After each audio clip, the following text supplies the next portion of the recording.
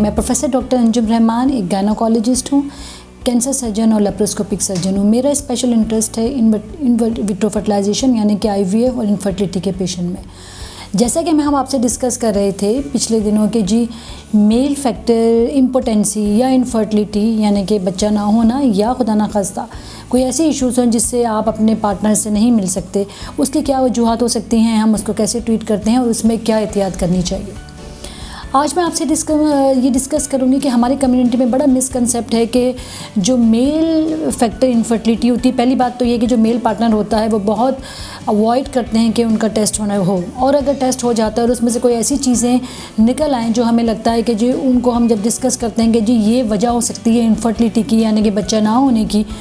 या even impotency की या कोई भी ऐसी एबनॉर्मलिटी है जो उनके टेस्टों में आती है, उसके बाद वो मैक्सिमम अवॉइड करते हैं कि वो डॉक्टर को या गायनोकोलॉजिस्ट को कंसर्न करें, या चलें अगर गायनोकोलॉजिस्ट को नहीं दिखाना चाह रहे तो वो किसी यूरोलॉजिस्ट को दिखा दें अगर आपकी गायनोकोलॉजिस्ट आपको एडवाइस करती है। बट रादर वो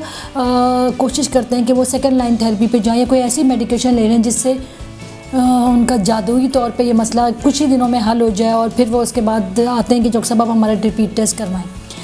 जैसे कि फ़ीमेल के अंदर बहुत सारी वजूहत हैं, बच्चेदानी के एबनॉर्मल होना, अंडेदानी का कोई प्रॉब्लम होना या नसों का प्रॉब्लम होना या हार्मोन का इम्बैलेंस होना। इसी तरह आदमी के अंदर भी बहुत सारी एबनॉर्मलिटीज़ हो सकती हैं,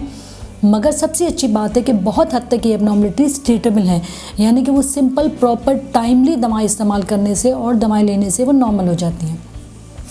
मेल फैक्टर इनफर्टिलिटी फ़ीमेल की तरह यानी कि जो मर्द में वजूहत हो सकती हैं जिसकी वजह से बच्चा नहीं हो रहा है, उसमें हार्मोन का इम्बैलेंस भी हो सकता है कि आपको मर्द की जगह को कोई बीमारी हो, नसबंद हो या खुदा ना खासा कोई ऐसे इश्यूज़ हों जिसकी वजह से आपको ये मसला हो रहा हो। बट इम्पॉर्टेंट बात यह है कि नंबर 1 इसकी टाइमली मैनेजमेंट होना ज़रूरी है। हमारे पास जो कपल आते हैं, हस्बैंड आते हैं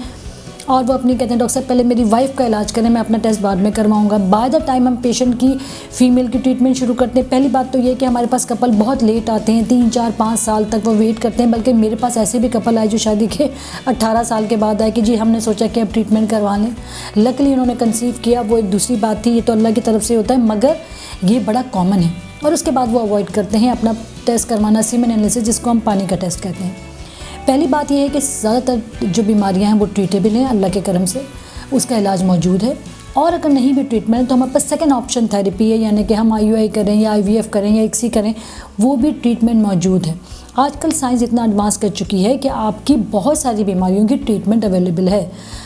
होता यह है कि पेशेंट जो है वो चाहते हैं कि हमारी शॉर्ट टर्म मैनेजमेंट हो और हम कोई ऐसी चीज़ इस्तेमाल करें जिसका फ़ौरन से जादुई इलाज हो जाए। जिसमें मैं कहूँगी कि सब्स्टिट्यूट मेडिसिन होगी। मैं ये नहीं कहती कि दूसरी दवाएं या दूसरे जो लोग डॉक्टरों के अलावा,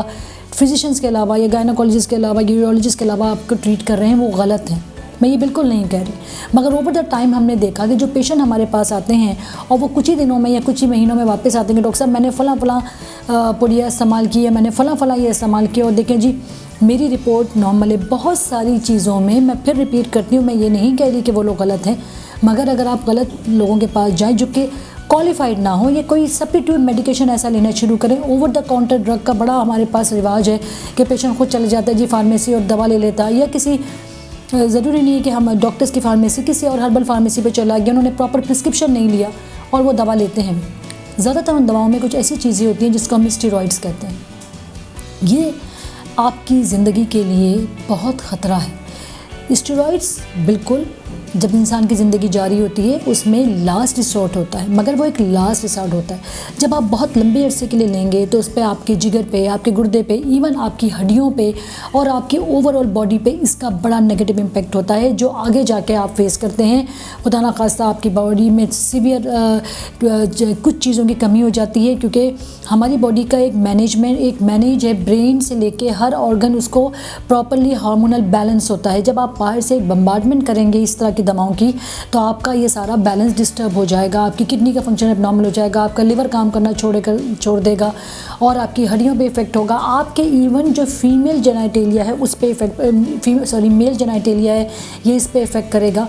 और हो सकता है कि लॉन्ग टर्म इतना इफेक्ट होने लगे कि आपके हार्मोन्स इतने डिस्टर्ब हो जाएं कि कुछ अरसे तो आप बहुत अच्छा महसूस करें, मगर उसके बाद जब आप उन मेडिकेशन को छोड़ेंगे आपका वज़न भी बढ़ जाएगा और